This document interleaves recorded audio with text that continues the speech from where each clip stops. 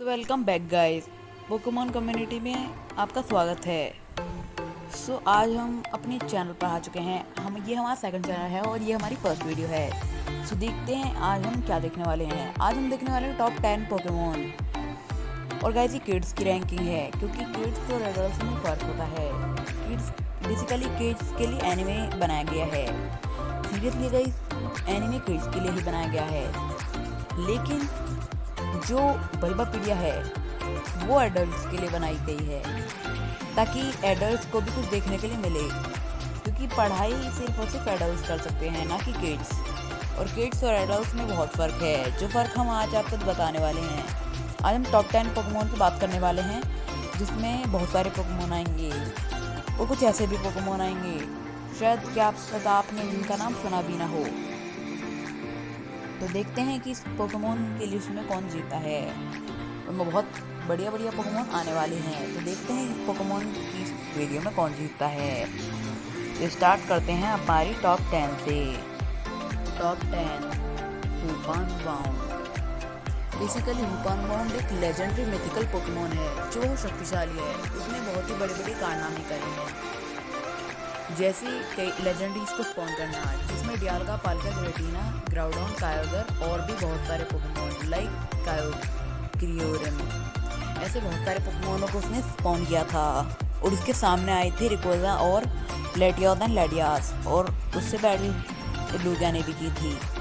पर लूगिया को ज़्यादा देर तक संभाल नहीं पा रहा था, इसीलिए उसने अपने रिंग से उसे भेज दिया पानी की गहराई में। और ये इतना शक्तिशाली है कि इसने लूगिया तक से लड़ाई कर रखी है। अगर हम इसकी विदाउट रिंग, यानी इसके अगर ये अपने रिंग का यूज़ ना करे, तो ये बहुत ही पीछे है, इसलिए टॉप 10 पे आता है। अगर ये अपनी रिंग का यूज़ करता है तो ये काफ़ी हद तक आगे बढ़ जाएगा, जो बहुत ही बड़ी बात होती है। और ये लूगिया से भी ऊपर हो सकता है, तो ये काफ़ी आगे पहुंच सकता है, क्योंकि किसी भी पोकेमॉन को स्पॉन कर सकता है, वो कोई भी पोकेमॉन हो सकता है। तो यही थी कुछ कॉमन जानकारियाँ। और ये एक डार्क और फाइसिक टाइप पोकेमॉन है जो बहुत ही शक्तिशाली है। इसका सिर्फ और सिर्फ एक पोकेमॉन मूवी में अपीयरेंस हुआ है, जिसका नाम है Hoopa and the clash of as.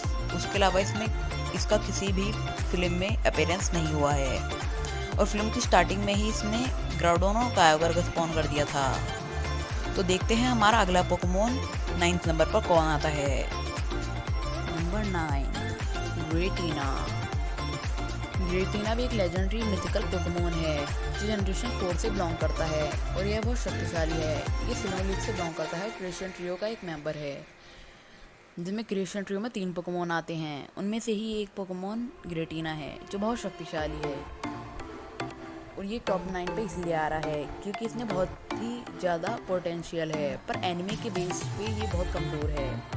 मैंने इसे विदाउट रिंग इसलिए लिखा है क्योंकि ये घोस्ट टाइप है, और घोस्ट टाइप के पास हुपानबाउंड पे एडवांटेज रहता है, क्योंकि वो एक फाइसिक टाइप है, तो इसीलिए ये उससे शक्तिशाली होगा। और इसके पास वर्ल्ड का सबसे पावरफुल घोस्ट टाइप अटैक है जो सिर्फ यही कर सकता है, जिसका नाम है शैडो फोर्स।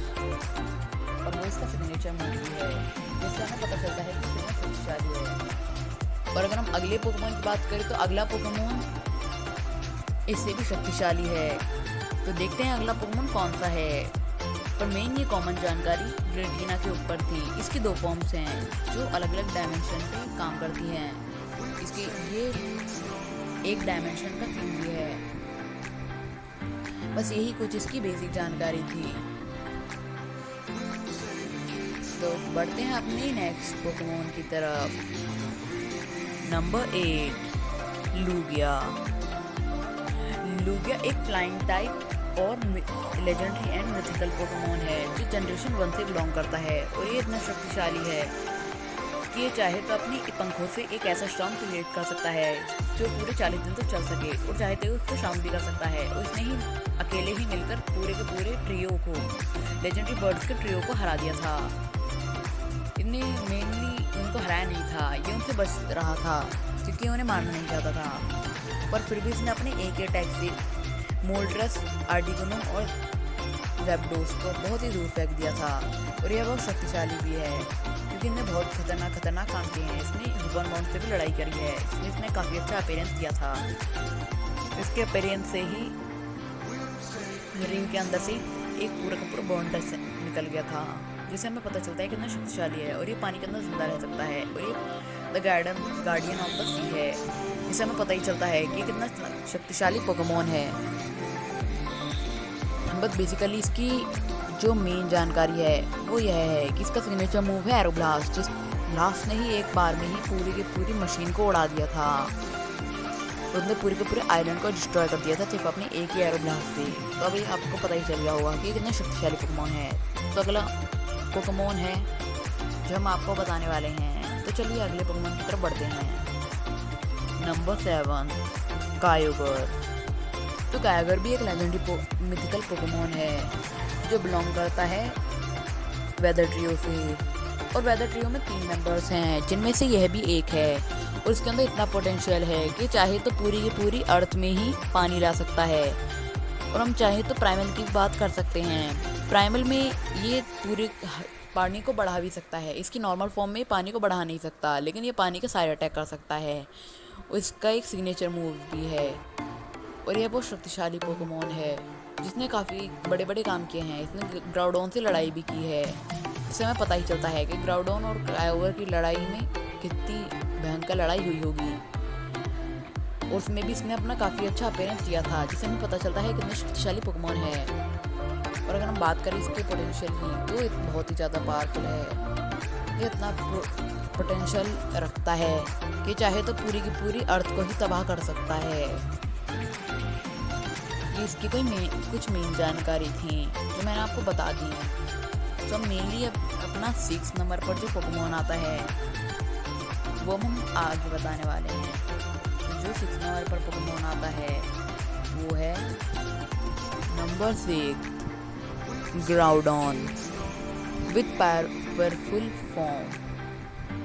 तो ग्राउडोन एक लेजेंडरी मिथिकल पोकेमॉन है जो बहुत कम देखने को मिलता है, क्योंकि ग्राउडोन सिर्फ हमेशा वोल्केनो में ही रहता है और ज़्यादातर ये अपना समय सोने में बिताता है। और ये इतना शक्तिशाली पोकेमॉन है, जब धरती बनी थी तब ये पैदा हुआ था और इसने आते ही तबाही मचानी शुरू कर दी थी। इसके अंदर इतना पावर है कि कुछ भी कर सकता है। इसके पास लैंड का फुल कंट्रोल है और ये लैंड का सबसे पावरफुल अटैक पैसिफाई ब्लेड कर सकता है। जो ग्राउंड का सबसे पावरफुल अटैक है वो सिर्फ यही कर सकता है, क्योंकि इसका सिग्नेचर मूव है। और ये इतना शक्तिशाली है कि अगर लड़ाई हो जाए कायोगर और ग्राउडोन की, और वो काफ़ी समय तक चलेगी, पर एंड में विजेता सिर्फ और सिर्फ ग्राउडोन ही होगा। कि ग्राउडोन पानी पर भी चल सकता है और वो जहाँ जहाँ चलता है वहाँ पर ही ज़मीन बननी शुरू हो जाती है उसके लावे की वजह से। और प्राइमल फॉर्म में तो इसकी स्पीड बहुत बढ़ जाती है, जिससे उसका पावर भी बहुत बढ़ता है और इससे उसके पावर्स बहुत बढ़ जाती है। उसका बेस स्टैंड भी बहुत अच्छा है, जिससे हमें पता चलता है कि इतना शक्तिशाली पोकेमॉन है। और वो बहुत ही ज़्यादा पोटेंशियल रिलीज़ करता है, चाहे तो वो भी पूरी अर्थ को तबाह कर सकता है। तो उससे अर्थ को तबाह करने में काफ़ी समय लग सकता है। तो चलिए बढ़ते हैं अब अपने नेक्स्ट पोकेमॉन की तरफ। नंबर 5 को 3 पोकेमॉन डिजर्व करते हैं, जिनमें पहला है निक्रोजमा, आई मीन कंप्लीट ज़ायगार्ड। सेकंड है डियालगा और थर्ड है पालकिया। सबसे पहले ज़ायगार्ड की बात करें तो वो भी एक मिथिकल पोकेमॉन है और साथ ही साथ लेजेंडरी भी। और ये ऑरा ट्रियो का एक मेंबर है। और ऑरा ट्रियो में 3 पोकेमॉन आते हैं, जिनमें से एक ये भी है। और ये बहुत शक्तिशाली पोकेमॉन है। जहाँ पर पूरे के पूरे कार्लोस ने घुटने टेक दिए थे, वहाँ पर इसने ही आकर अपने कंप्लीट फॉर्म में सबको उड़ा दिया था। और ये कंप्लीट ज़ायगार्ड है, ना कि कोई दूसरा ज़ायगार्ड। हम यहाँ पर सिर्फ कंप्लीट ज़ायगार्ड की बात कर रहे हैं। तो ये इतना शक्तिशाली पोकेमॉन है जिसने पूरे के पूरे कार्लोस को बचाया था, और वो भी सिर्फ अपनी एक सिग्नेचर मूव से। और इसके पास कई सारे सिग्नेचर मूव हैं, ना कि एक। तो इससे पता ही चलता है कितना पावरफुल है। और ये पूरे के पूरे अर्थ के इकोसिस्टम को कंट्रोल करता है, जिससे हमें पता चलता है कितना पावरफुल है। और ये हैं ज़ायगार्ड की कुछ बेसिक जानकारियाँ जो मैंने अभी आपको बता दी हैं। तो बढ़ते हैं अब अपने अगले पोकेमॉन की तरफ। वो है अपना डियालगा। और डियालगा को कौन नहीं जानता। डियालगा तो बहुत सुंदर है और बहुत सारे लोगों के दिलों में राज करता है। और ये कंट्रोलर ऑफ टाइम है, जो क्रिएशन ट्रियो का एक मेंबर है। और ये काफ़ी खास मेंबर है क्योंकि टाइम को कंट्रोल करता है और टाइम पर इसका फुल कंट्रोल है। और उसका सिग्नेचर मूव है रोर ऑफ टाइम, जिसमें टाइम की पावर यूज़ करके इतना ज़्यादा तेज ब्लास्ट करता है। इस ब्लास्ट ने पालकिया का पर्ल तक तोड़ दिया था, जो हमने द राइज ऑफ डार्कराय फिल्म में देख ही लिया था। इसका टोटल 3 फिल्म्स में अपीयरेंस हुआ है, और बल्कि इसका कई सारे एपिसोड में भी अपीयरेंस हुआ है। फिल्म के कुछ अपीयरेंस मुझे पता हैं, like the rise of Darkrai, Hoopa and the clash of ages and Arceus and the jewel of life. ऐसे बहुत सारी फिल्मों में इसने अपीयरेंस किया है, और ये इतना शक्तिशाली पोकेमोन है जिसने काफ़ी हद तक आर्कियस को भी रोक कर रखा था, पर इसने खुद को इसीलिए रोका था आर्कियस एंड द ज़ूलोफ्लाई में, क्या ताकि ये अच्छे से उस सारे ऐश के दोस्तों को पीछे टाइम में भेज सके। और अगर हम अगले किसी पोकेमोन की बात करें तो वो आता है पालकिया, जो बहुत शक्तिशाली पोकेमोन है जो स्पेस को कंट्रोल करता है, और ये रूलर ऑफ स्पेस है। इसके पास 2 पर्ल हैं, जिससे ये बहुत ही पावरफुल एनर्जी ब्लास्ट प्रोड्यूस करता है। इसका सबसे पावरफुल अटैक है, यानी इसका सिग्नेचर अटैक स्पेशल रैंड, जो बहुत शक्तिशाली अटैक है। ये अपने हाथ से एनर्जी एब्जॉर्ब करके छोड़ता है, जिसका इतना पावर होता है कि चाहे तो ये उससे पूरी की पूरी बिल्डिंग को काट सकता है, जैसे हमने हूपा एंड द क्लेसोवेज फिल्म में देखा था। इसने काफ़ी बड़े बड़े काम किए हैं, जैसे डियालगा से लड़ाई में टक्कर देना, और भी बहुत सारे काम। मेनली अगर बात करें तो पालकिया ही एक वैसा पोकेमोन था जिसने सबसे ज़्यादा टिका था आर्कियस एंड द ज़ूलोफ्लाई फिल्म के अंदर, जिससे हमें पता चलता है वो कितना शक्तिशाली है, उसने कितनी मेहनत करी थी उस समय पर। और पालकिया के पर्ल टूटने पर भी वो काफ़ी हद तक लड़ पा रहा था। आई नो वो बच रहा था, पर वो इतनी देर तक बचता रहा, ये भी बहुत बड़ी बात है, क्योंकि डियालगा कोई आम पोकेमोन नहीं है, वो क्रिएशन ट्रियो का मेंबर है, जिससे हमें पता चलता है वो कितना शक्तिशाली मेंबर है। तो अब हम अपने अगली रैंकिंग पर चलते हैं। तो बढ़ते हैं आप नंबर 4 पे है निक्रोधमा। निक्रोधमा एक पावरफुल पोकेमोन है, जो जिसको एक फ्लाइंग टैग भी कह सकते हैं, और वो ड्रैगन टाइप पोकेमोन है, जो लाइट को एब्जॉर्ब करके पूरे की पूरी दुनिया की लाइट को चुरा भी सकता है, और इतना ज़्यादा एनर्जी प्रोड्यूस करता है। ये अल्ट्रा डायमेंशन का किंग है।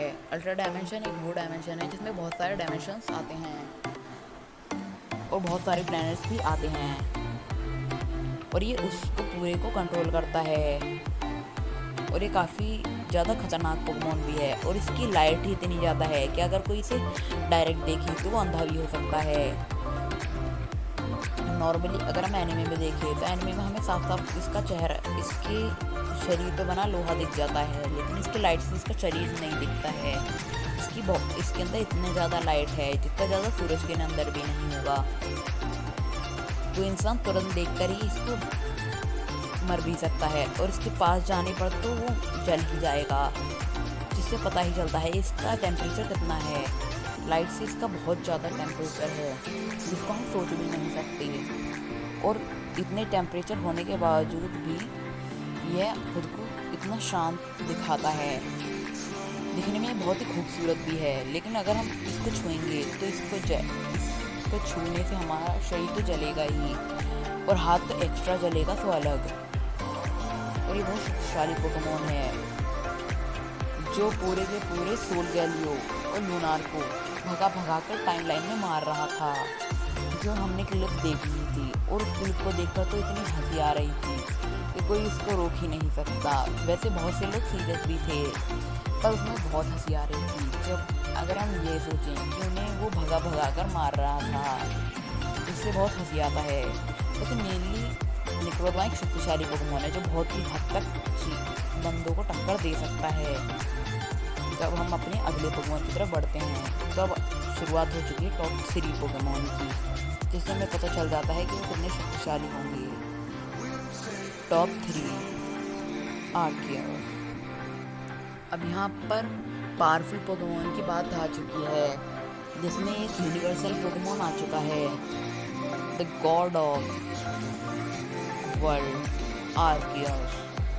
अगर हम इसके एनिमे पावर की बात करें तो एनिमे में इसने कोई इतना खास काम नहीं करा है, जैसे हमने पूरे के पूरे एनिमे में देखा है। इससे हमें पता ही चलता है कि ये कितना कमज़ोर पोकेमॉन है। लेकिन असल में बात करें तो बहुत शक्तिशाली पोकेमॉन है, ये पूरी दुनिया जानती है। लेकिन बात यहाँ पर ये आ जाती है कि ये बहुत कमज़ोर भी है, क्योंकि ये कुछ कर नहीं पाता है। जब ये आर.के. सन का झूलो फ्लाई फिल्म में आया था तो हमने सोचा था कि एक ही बार में सब उड़ा देगा, क्योंकि इसकी आँख खुलते ही एक पूरी गैलेक्सी डिस्ट्रॉय हो गई थी। लेकिन जब इसने पहला जजमेंट यूज़ करा तो हम देखकर ही हैरान हो गए। जब कुछ नज़र ही नहीं आया, ऐसा लगा ही नहीं जैसे कुछ ब्लास्ट हुआ भी। वहाँ पर जगह जगह तो ब्लास्ट हुआ, आई नो, बट वहाँ पर इतना खतरनाक ब्लास्ट हुआ ही नहीं जैसे जो पूरे के पूरे 5-5 यूनिवर्स को क्रिएट कर सकता है। वो अगर एक पूरा का पूरा शहर भी नहीं उड़ा सकता है अपने एक सबसे पावरफुल अटैक में, तो वो क्या करेगा। आई नो गाइस, बहुत से लोग कह रहे होंगे उसके पास सारी प्लेट नहीं थी, लेकिन यहाँ पर बात ये आ जाती है, भले ही उस पर सारी प्लेट नहीं थी, लेकिन फिर भी उसके पास सिर्फ और सिर्फ अपनी 18 प्लेट में से 5 प्लेट नहीं थी, जिनमें पूरी की पूरी 13 प्लेट आ जाती हैं। तो 13 प्लेट भी कितना पावरफुल डिस्ट्रक्शन कर सकती हैं। अगर वो 5 प्लेट भी आ जाती हैं तो इससे भी कुछ ज़्यादा खास डिस्ट्रक्शन नहीं होता, जिससे हमें पता चलता है कि आर्गस की एनिमी पावर कितनी कमज़ोर है। इसलिए हम आर्गस को टॉप 3 में रख रहे हैं, क्योंकि उसने अपने एक जजमेंट में काफ़ी हद तक काफ़ी पावरफुल अटैक करे। उसने क्रिएशन ट्रियो को ही काफ़ी हद तक संभाल लिया था और कोई कुछ उस पर कर नहीं पा रहा था। और यहाँ तक कि उसने दुनिया की सबसे powerful ghost type attack shadow force से भी बच गया था, जिससे हमें पता चलता है कि उसका वो पावर कितना ज़्यादा है। उसका अलर्टनेस भी बहुत पावरफुल है, और अगर वो गुस्से में आ जाए तो उससे बचना तो नामुमकिन है ही। इसीलिए भैया कुछ भी करो, लेकिन आर्केस से लड़ाई मत करो, वरना हालत वही हो जाती है जो डियाल्गा पाल्के और गिलेटिना की हुई थी। तब समझ जाओ गाइस, टोटली इसके अंदर सिर्फ और सिर्फ यही बताया गया है। आर्केस ने इतनी ज़्यादा पावर प्रोसेस की थी उस पूरी के अंदर, और वो सुबह से लेकर शाम तक लड़ गया था, जिससे ये कोई आम बात होती नहीं है। वो इतना लड़ने के बाद भी उसे कुछ नहीं हुआ, जैसे वो ऐसे चल रहा था जैसे उसने कुछ किया ही नहीं। और उसने उसी जगह को जिसको उसने तोड़ा था उसको उसने दोबारा से सही कर दिया, जैसे वो जगह एकदम बढ़िया हो गई, जिससे हमें पता चलता है कि वो कैसे हो सकती है। उसने एक ही चीज़ को दोबारा क्रिएट करने में कितनी मेहनत की होगी, लेकिन वो ऐसे चल रहा था जैसे उसे कुछ हुआ ही नहीं है। इसीलिए वो टॉप 3 पर अपनी रैंक डिजर्व करता ही है। अब चलते हैं अपने टॉप 2, यानी एक महाशक्तिशाली पोकेमॉन के पास। Top 2 Mewtwo. यहाँ पर नॉर्मल म्यूटू की बात हो नहीं रही है, और ना ही यहाँ पर बेस्ट विशेष के म्यूटू की बात हो रही है। यहाँ पर हमारे नॉर्मल म्यूटू यानी कैंटो वाले म्यूटू की बात हो रही है, जो कितना पावरफुल है वो तो हमने देखा ही है। उसकी स्पीड पोकेमॉन एनिमे में सबसे ज़्यादा है, और उसकी स्पीड से कंट्रोल करना एक मजाक है, क्योंकि उसने जेनेसेक भी उसे छू तक नहीं पा रहा था। काफ़ी हद तक जेनेसेक उससे टक्कर ले पा रहा था, लेकिन उसकी स्पीड के सामने तो जेनेसेक कुछ था ही नहीं, जैसे वो उसके सामने एक छोटा सा बच्चा था। उसकी स्पीड के साथ उसके अटैक के साथ वो कुछ कर ही नहीं पा रहा था, और जेनेसेक बहुत ही बुरी तरीके से फट रही थी।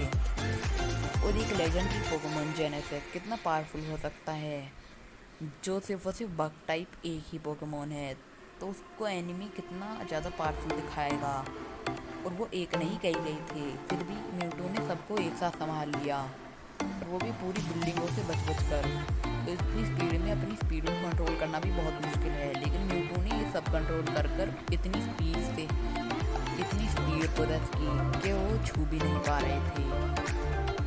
यहाँ तक कि जहाँ से भी वो जा रहे थे बस वहाँ पे हमें लाइट नज़र आ रही थी। नॉर्मल लोगों को तो कुछ दिखाई ही नहीं दे रहा था, बस उन्हें ऐसा लग रहा था जैसे कुछ हवा आई।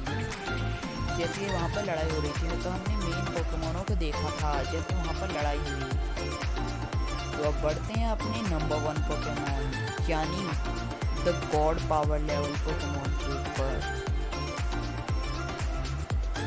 Number 1 Rayquaza.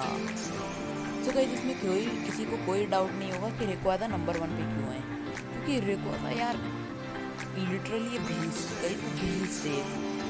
जिससे आपको पता ही चलता है कि जो ड्रैगन टाइप पोकेमोन है और साथ ही साथ फ्लाइंग टाइप पोकेमोन है जो वेदर कंट्रोल करता है, वो वेदर ट्रियो का ट्रियो मास्टर है, जिससे हमें पता चलता है कि वो कितना ज़्यादा पावर प्रोजेक्ट करेगा।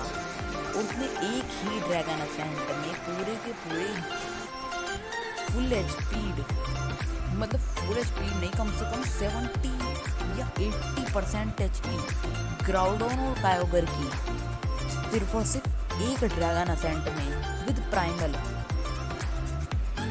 ग्राउडोन एंड प्राइमल कायोगर को सिर्फ और सिर्फ अपने एक ड्रैगन असेंट के अंदर धनाशाय कर दिया, वो भी सिर्फ एक ड्रैगन असेंट के अंदर, जिससे हमें पता चलता है कि उसका पावर ही कितना ज़्यादा है।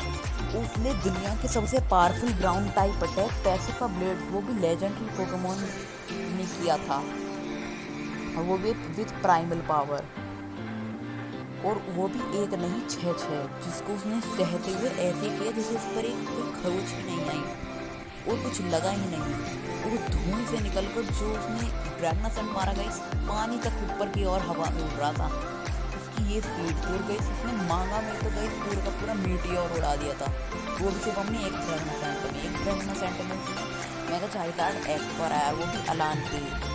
उसने एक ही ड्रैगन मीटियोर में पूरे के पूरे किले को तबाह कर दिया, जिससे हमें पता चलता है वो कितना पावरफुल है। उसने बहुत ही बड़े बड़े काम किए हैं। उसने डियोक्सिस को 1v1 बैटल में हराया है, हालांकि उस बैटल में वो दोनों के सामने, दो डियोक्सिस के सामने नहीं टिक पाया, लेकिन उसने काफ़ी हद तक उसने भी बैटल की थी, यहाँ तक कि वो उसको भी जीत सकता था अगर वो चाहता, पर पता नहीं वो उस वाली फिल्म के अंदर उसको कमज़ोर ही दिखाया गया था, और इसकी क्या वजह है ये तो अभी तक कोई नहीं जानता, पर उस फिल्म में उन्हें उस रिक्वादा को कमज़ोर दिखाया गया था, लेकिन रियली रिक्वादा लिटरली बीस्ट, क्योंकि उसने ऐसे ऐसे काम किए हैं। उसने यहाँ पर ह्यूपन माउंट से लड़ाई की, और वो भी पूरे के पूरे 6 लेजेंडरीज को रोक कर रखा, और एक ऐसा स्टॉर्म क्रिएट किया जिस स्टॉर्म में सबके सब आ गए, और उस पर डियाल्का का स्पेशल डियाल्का का रोर ऑफ टाइम, पालका का स्पेशल ग्रैंड, और साथ ही साथ कायोगर का सिग्नेचर अटैक, ग्राउडोन का पैसिफाई ब्लेड, और भी सारे अटैक्स को सहकर उसको बरकरार रखा, और वो बॉन्डर को कुछ भी नहीं हुआ। हालांकि जब ह्यूपन माउंट ने अपना अटैक किया था तब रिक्वादा पर चोट लगी, लेकिन इससे हमें ये तो पता चलता है कि रिक्वादा ने कितने टाइम तक उसको रोके रखा था, उस पर इतने पावरफुल अटैक का कोई असर नहीं पड़ रहा था, और इतनी बड़ी लड़ाई के बाद भी रिक्वादा एकदम शांत था, जैसे उसे कुछ हुआ ही नहीं। उसने 6 लेजेंडरी से लड़ाई करी, क्योंकि जो लेटियास एंड लेटियास थे वो तो वहाँ पर थी ही नहीं, वो तो सबसे बच रहे थे, और ह्यूपन माउंट से बच रहे थे, तो मेनली ह्यूपन माउंट उनके पीछे पड़ा था, और 6 लेजेंडरीज को संभालने वाला सिर्फ रेक्वादा था। फिर भी रेक्वादा ने सबसे मिल दिया, लेकिन उसमें रेक्वादा ने ज़्यादा पावरफुल ड्रैगन असेंट को यूज़ नहीं करा, क्योंकि अगर वो यूज़ करता तो ग्रेटिना की क्या हालत होती तो वो तो हमें पता ही है। उसने जब अपना ड्रैगन असेंट यूज़ किया तो वो सिर्फ और सिर्फ बिल्डिंग में जाकर भिड़ा, पर उसे कुछ हुआ नहीं। और बेसिकली रिक्वादा एक अटैकर है, जिससे पता चलता है वो कितना पावरफुल है, और वो वेदर को फुल कंट्रोल करता है। जब रिक्वादा किले के पास उस आइलैंड के पास आ रहा था तभी बादल बन गए थे, और वो भी काले बादल, जिनसे बिजली भी कड़क रही थी, और जैसे ही वो आया तो वहाँ पर पूरी की पूरी बिजली गिरनी शुरू हो गई थी, जिससे हमें पता चलता है वो कितना ज़्यादा पावरफुल है, और वो वेदर का फुल कंट्रोलर है, वेदर ट्रियो का ट्रियो मास्टर भी है, और प्राइमल कायोगर और प्राइमल ग्राउडोन सबसे पावरफुल है। पोकेमॉन वर्ल्ड में ऐसा कोई भी पोकेमॉन नहीं है जो उसको हरा सके। तो यही थी गाइस हमारी पोकेमॉन वीडियो। तो अगर आपको ये वाली अच्छी लगी हो तो बताना, और अगर इस पर थोड़े बहुत अच्छे लाइक आ जाते हैं तो मैं एक एडल्ट की रैंकिंग कर दूंगा, जिसमें आपको काफ़ी अच्छे पोकेमॉन मिलेंगे।